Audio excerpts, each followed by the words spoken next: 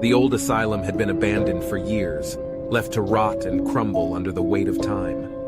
But that didn't stop a group of curious teenagers from breaking in one night, eager to explore the creepy old building. As they made their way through the dark corridors, the air thick with the musty scent of decay, they could feel the weight of the building pressing down on them. It was as if the asylum itself didn't want them there, but they were determined to explore every inch of the place, to uncover its secrets and unravel its mysteries. They made their way through the dusty old wards, peering into empty cells and rusted old medical equipment. It wasn't until they reached the basement that things started to get truly terrifying. The air grew colder, and a sense of unease settled over them like a thick fog.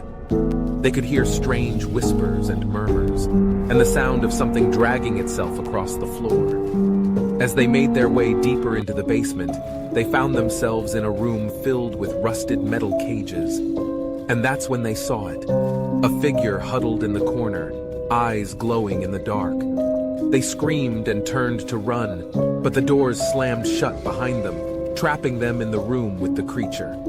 It was then that they realized that the abandoned asylum wasn't as empty as they thought.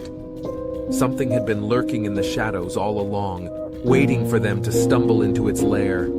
They huddled together in terror as the creature approached, its raspy breath hot against their faces.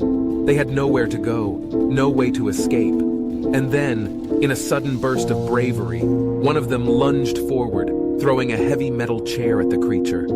It was enough to distract it for a moment, giving them just enough time to scramble out of the room and make a run for the exit. They burst through the doors, gasping for breath, and didn't stop running until they were safely outside. From that day forward, the abandoned asylum became known as a place of nightmares, a warning to all those who dared to explore its dark halls. And for the teenagers who had stumbled upon its horrors, it would be a memory that haunted them for the rest of their lives.